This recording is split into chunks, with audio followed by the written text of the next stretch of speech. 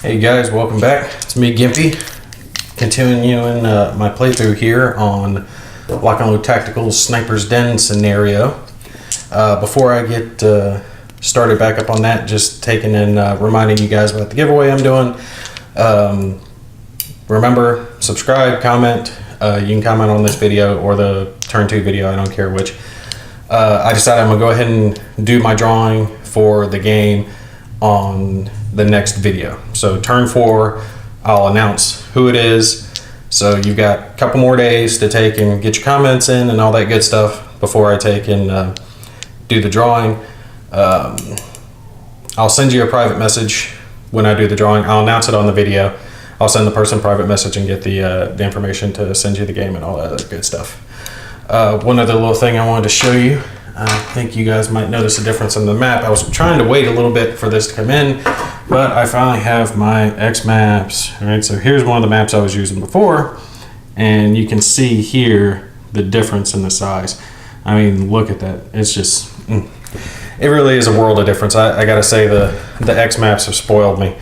I was thinking, you know, yeah, I don't really need them, but now that I got them, you kind of want it. It's like driving a car versus driving a sports car. You might, you know, get where you're going, but you're going to enjoy it, you know, one way more versus the other. So just a little thing there for you guys to see. But I would definitely recommend the X maps if you guys don't have them. It makes it a whole lot easier. You can see right here in this hex, I had split those up into a couple of stacks now, so they're not as hard to deal with. I went ahead and removed all the markers for everybody. We're getting ready to do the initiative roll. And thank you, by the way, to the poster who mentioned using the glass cup to use it kind of like a dice tower. It's worked really well. I did it on a previous video, and I gotta say I like it. And a little heads up for where we're at, little reminder. This group of the British are turning up pretty bad. They've only got one unit left who is not shaken, and I would like, honestly, if I had all of them shook, I would just charge in and wipe them all out, you know, shake and bake type shit, just take them out. But with them not shaken, if I move, they're gonna op fire at me. All right, there's no way they wouldn't try to op fire when I'm in open terrain, and it would mess me up real bad for them to op fire and shake some of my guys. So I'm probably going to continue to pop some shots at them here to see if I can shake the last group of them. If I can shake the last group, then I'll take and charge in and just wipe them out. And if I can do that, I'm pretty sure I have this map covered. They shouldn't be able to get me. But over here, I am a little worried about these guys. Our hero, Richard here, is getting ready to move into here. And I'm probably going to have to make a judgment call on the solo cards for that. They are a little generalized, and I don't think they're going to have one that specifically says, hey, if you're standing out in a field of crops, move into the woods. We'll have to see what pops up, but if it's not conducive for what they need to do, I know the first move for the British, if they get initiative, is going to get that guy into the woods. They have to. The thing is, though, I had forgotten about before, he has that little bonus. And it wouldn't have mattered, he still would have done the same maneuver, so it doesn't affect it. He has the Rocket Man skill, which gives him a range boost. See, the range boost is what I forgot about. So his range is not 1 and 2, it's actually 2 and 3. So if he can get into these woods now and survive, he's going to be able to fire with basically the range 1 column on the Piat to attack my guys here, which would be very bad for my guys. At the current range, or the I was thinking he was going to have to roll Snake Eyes to take and actually be able to hit my guys even from there, but he's not. He's going to actually have a decent chance of doing some damage. So my first turn, if I take initiative, I'm going after him. I got to kill him even at sacrificing going after these guys and keep him from getting that rocket in there. But if he gets in there and causes damage or shakes these guys, they have to cross over here to try to get rallied. on hindsight, if I had it to do over again, I would have put this hero with them and just had, you know, 2 flanks to cover and just left it at that and used the sniper to take and poke at him.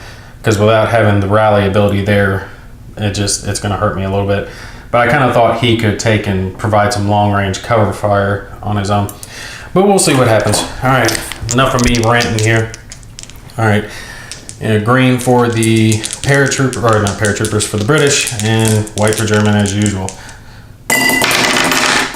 4 and 6. All right, I won initiative. This is good for me. All right, we got to do rally first.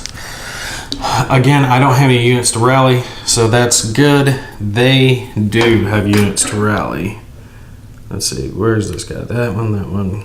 They have a squad there. They have 1 good squad and a wounded leader. So we'll do the wounded leader here first. See if he rallies, because if he rallies, he makes a big difference for them. I'm hoping he doesn't rally and the rest of them don't rally, because if the rest of them don't rally, I can take out that last squad and wipe that group out. 6. He rallied. That is unfortunate. All right, that's going to make a big difference. All right, so the wounded leader did rally, unfortunately. Let's see. Oh, there's it on there. Yeah. Oh, wait, no, he didn't. No, he didn't. His wound reduced his morale. I forgot about that. Ha! You little screwball, you didn't rally because you were wounded. All right. So that is a big difference. I think I'm going to be able to wipe this group out. Now they're going to have to do 6 or under. Second group, 7 in a rally. Last group is 8. All right, no rallies across the board. That is good. That makes a big difference for me. Let me get them stacked back up here. So the leader is nothing. If I can get this one last guy. And yes, by the way, I'm going to get some plexiglass or a little sheet of plastic to put over this. Like I said in one of my comments, I actually have 2 nice big sheets of plexiglass, but they're being used on my Absolute Victory playthrough, which that game's so massive and takes so long to play, I can't break it down. I have to leave it up for whenever I get around to it. I just haven't gotten around to it recently because I have so much other stuff going on. Okay, so no rallies were done. I have initiative. What am I going to do first? I've got to take in, like I said, I got to shoot at the guy. I don't have him spotted. And let me see where's my little spotting thing, because I can never remember this.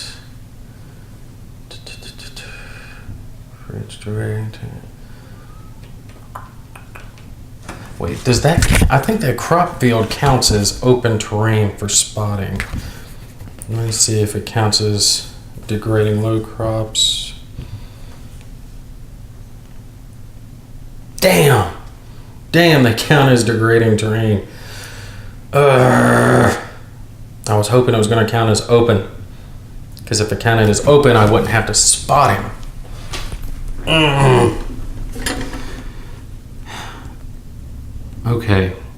Okay. Give me a sec here. Let me think. Who do I take the shot with?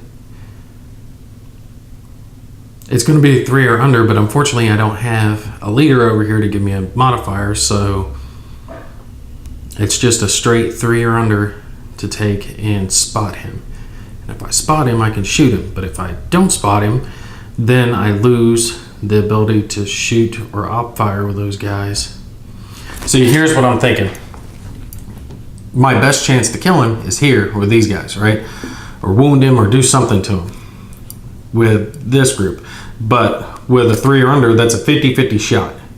And if I miss the spotting, then he's obviously going to move into the woods, and I'll have an op fire with one group Okay, so here's what we're gonna do. I'm gonna take and attempt the spot here with the hero, okay, onto these guys, or onto their hero, and take my chance there. And I'll save this group for the op fire. If I'm not able to wound him with the hero, then he'll still have an op fire chance there. All right, yeah, that's how we're gonna do it. Let me look real quick and make sure that Deadeye is just what I think it is, because that's what my hero has, is Deadeye. Yeah, it just doubles his range. So his range is 12, but it's not like he's out of range anyway. All right, come on. Give me a 1, 2, or 3. Here we go. 6. What do you know? Right what I needed. Perfect. Okay. See, and that's why I went ahead and did it with the hero, so I wasn't losing a whole lot of firepower. I don't know why I'm not using my tongs. I'm just sitting here pointing with them and fiddling around with my hands. Okay. Crap. All right. Well, we know what's going to happen. I'm going to op fire with those guys and see what happens. But let's draw our card anyway, just to show. All right, so here's our card. And like I said, you can see here, he is actually in range 2 of somebody fire or move towards. He's not going to do the fire. It's not conducive for him at this point. I mean, honestly, the guy's like lucky as hell. He has dodged everything at this point, but his best chance, I think, still the best move for him is to move into the woods and I'm brain farting out here, and fire on the following turn. I would say assault move, but carrying the support weapon, he doesn't have the necessary movement factor to take and actually get in there and make sure. Actually, never mind. I was thinking it was wrong. Some reason I had it in my head that it was 3 movement points. It's actually 2 movement points. So he can assault move. So he's going to assault move here. All right. And he's going there. I'm hitting him with an assault move, so he's going to fire. But I'm op firing at him here prior to him getting to those woods. So we'll see what happens there. Or actually, do I want to use my sniper to op fire at him? Because the sniper will be 2d6 versus his 1d6. Yeah, let's do that. Let's do my sniper. Okay, change of plan. I know I'm rambling here, so y'all bear with me. We're going to do my sniper op fire on their hero. Let me roll. His terrain modifier is 0 in that hex that he's in, that he's moving from, but I don't get the +1 for him moving. So his roll is going to be low. Come on. 3. I can deal with that. And my sniper's 2d6 is 10. There we go. 7. That I can deal with it. So let me move him back because he's definitely going to be taking some hurt here. All right, let me grab my little chart here. Good order. Here we go. Hero. All right, we're adding 7 to it. And his morale is what? I think his morale is 6. Yeah, his morale is 6. Ooh, so it's going to be greater than. He's wounded at a minimum. He is wounded at a minimum. And if I actually roll a 6, it only comes up to wounded. So he's wounded no matter what. No, wait. No, I can't get it up to more than 3 times. 3 times is going to be 18. So yeah, I can't get anywhere near there. At a minimum, he's wounded. So 4 plus 7 is 11 versus that. So it's greater than, but not double. So he is wounded. Let's flip him over to his wounded side.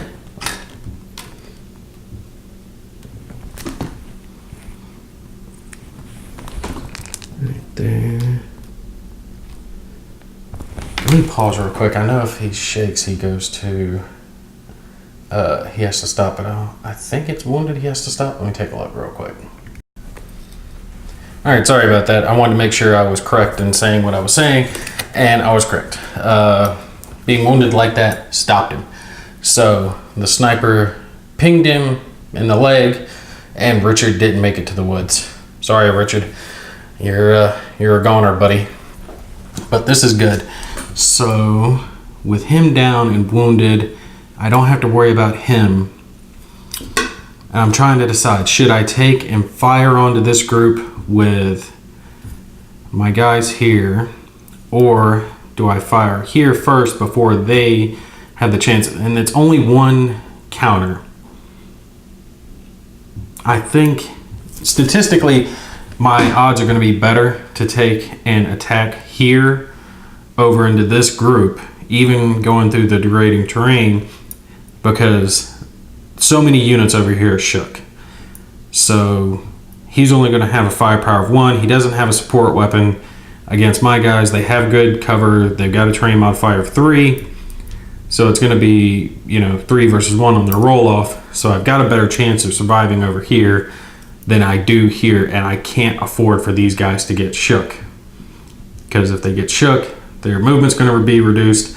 And they're going to have to make their way over to this hero. So, yeah, I'll fire over here first.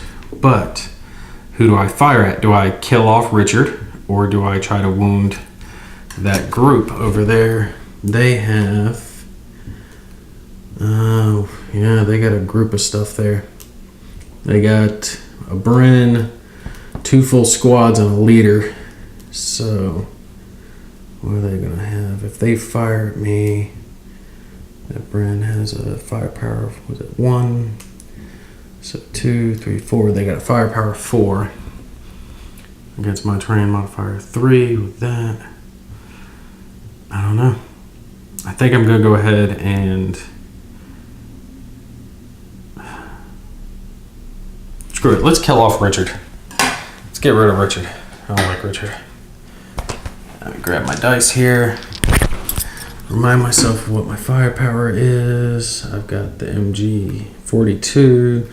So I got a firepower 4 against his terrain modifier of nothing. So yeah, I can definitely get him taken down. Well, if I take him out, all right, then that means the majority of what I'd have left to worry about would be this group here. And they've got nothing but open terrain between them and my guys. And if I can get this last group knocked down over here, then I can bring these over to reinforce and take pot shots. Actually, 1, 2, 3, 4, 5, 6, 7, 8. Oh, cool. They're just in range of my sniper too. So everything would be able to fire if I finish out that group and move these guys over. So let's get Richard taken care of. Again, as usual, white is for me. For Germans, green is for the British. No modifier for our wounded Richard, and a +4 for me. And oh my God, look at this. Got it. Rolled a 4. I got a 1. You gotta be kidding. So I beat him by 1. I'm gonna have to roll high. His morale should be lowered.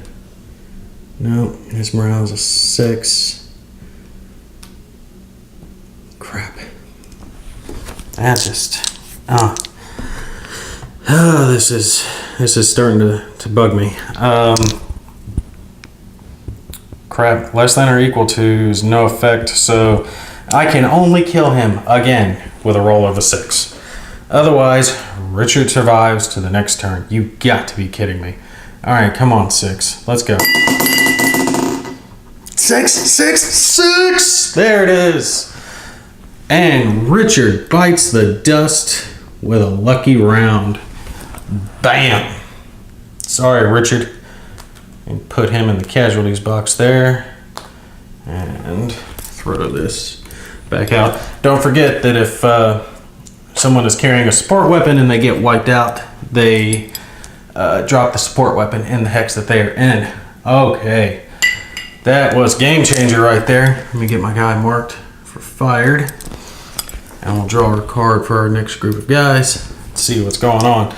I've only got one group left, so we know I'm going to be firing over there. Draw their next card, and they don't have anything at a 1 or 2 range, so we're going to execute our counter actions. And our counter actions, again, we remember, walk it down, no weapon teams, no vehicles, good order, counters in line of sight and range, fire at the closest unit that can be damaged. That's going to be these guys and those guys. What I'm going to do is have this group fire first, because they might not get the chance, and I got to be fair about this. They might not get the chance if my last group fires on them and tears them up. So terrain modifier of 3, they got a firepower of 1. Again, white for me. Let's see what the roll is. So I get a 6, they get a 3, no effect. Well, it was worth a shot. And now they will be getting crunched. And if I can do well, I'll just put it there next to them. Again, my firepower, if I remember right, is 5. So 2, 3, 4, 5. Yep. Firepower 5 in this hex. And just in case someone doesn't know where I'm getting that firepower number, let me take and walk it down here real quick. Alright, so here's what I got in the hex. Lay it all out in my hand here for you guys. Alright, top squad has a support weapon. Support weapon has firepower of 2. And since this is a full squad, they can use 2 support weapons or 1 support weapon and their firepower. So they're at a 3, and then these guys should be halved, but they're halved down to a half, up rounded back up to a 1. So 3 plus 1 plus the leadership modifier on this guy for 5 total. Just in case, I know most people know it, but I hadn't actually done that in the previous videos of walking it through. So let me do that. All right, they fired, they missed. I'm gonna take and fire back, try to clean these guys up. If I can get that last guy down. See, the thing is, if I take and don't fire with one of my squads, I can reduce my firepower to a 4 instead and fire on them. And let's see, it'd be 4 versus 3 instead of 5 versus 3. I probably got to fire with all of it to try to hold them down. I mean, really, this is a delaying action because they have a limited amount of turns to get to me. So I'll hit them with everything. But my thought process was, if I saved one counter and actually did get that last one shaken, I could send the last counter over, just move into the hex, and it would wipe out the entire hex. But I would be, it's either 5 to 3 or 4 to 3 on the total. And which way do I want to go with it? I gotta go with the 5. I gotta try to wipe it out, because if I can wound their leader again, the leader's done, which means none of their guys can rally, and the rest would have to immediately try to fall back if they wanted any chance to be any use in the rest of this game. And their only other leader is way the hell out over here. All right, so let's take in here. I'll move the glass a little bit closer here. All right, white for Germans.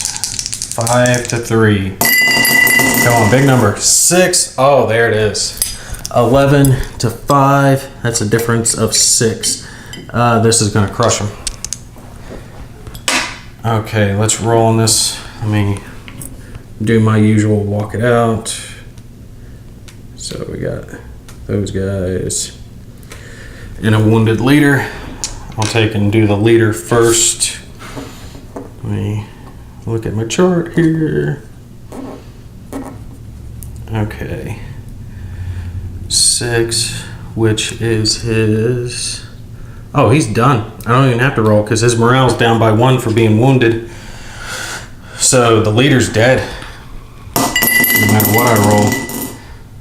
See, that's 8. Yep, so leader's dead. He took his second wound. He's out. Bring him down. And we'll do our good counter here to have it taken care of. This is the 1 here. And actually, with me having a 6 on it, he's going... Yeah, he automatically shakes. That's it for them. They just got crushed. 2, 8. He shakes. Alright. And next one is casualties. So we know that guy's getting casualties. And the last one is also casualties. So, dropping my dice here. Crap, I don't have my half squads. Let me pause the video real quick here while I grab out half squads for those guys. Hold on. Alright, sorry about that. I'd forgotten to take and grab them out in between my filming of videos. You can see here, they get reduced down to a 154 squad, and it assumes the same stance that they already had, which was shaken. So they're torn up pretty bad. Their main group is gone, their leader's killed, the rest of their guys are shaken, which means all I have to do is move forward to take them out. I think the British have fairly well lost this, but we're going to take and run it out anyway for all you guys. Last turn, or last impulse for this turn, is going to be that guy there, or that group. Let's draw their card and see what they're going to have. Alright. Nothing at range 1, nothing at range 2. Execute counteractions, and we know counteractions is going to be them firing from previous use. So, who are they going to fire at? Honestly, I think their best bet is to fire at my hero here, because if they can take out the hero, they remove my ability to rally on this side of the board. So not only will I have to pull or wipe these guys out and then pull that way, so that's 2 turns before I can get over there. Any damage they do to these guys, they can't self-rally. So they're going to go after here. Remember, their firepower is a 4. Was it 4, right? Yeah, support weapon there. So there's, yeah, 4 against his terrain modifier of a 3. And no degrading terrain in between. So let's see what they get here. All right. They got a 4, I got a 3, so I got 7 total, they got 7 total. It is a wash. No damage done, which is good for me. Tell you what, the British have not done well. Although personally, I don't think this is a very fair fight for the British when it comes down to it. Oh, I forgot to put my fired marker on my guys here. All right, and that completes this third turn, and this was definitely an exciting third turn. Sorry guys, those of you who were pulling for Richard bit the dust, and their southern flank was pretty much decimated. They no longer have the ability to rally, so they're going to be trying to move back on the following turn, but they're not going to be able to outmove my guys here. So I'm pretty much going to race up, wipe out this group, and then move over here to fire on these guys. We'll just see how long this group can hold out, because they're in a bad spot now. I mean, they've got sniper fire, able to hit them, a hero, and my other group. I might take and have the hero jump over there to help cover them, but we'll see how that goes. You guys, like I said at the start of the video, keep in mind the giveaway that I'm doing. Remember, it's for the Victory Games Open Fire board game.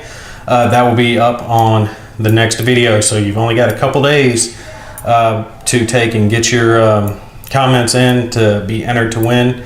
And like I said, I'm going to do another giveaway probably on my next Lock and Load playthrough, which I'm thinking is going to be Day of Heroes. unless I get a request for something very specific that you guys want instead of that. But you guys take care. I'll see you in the next video.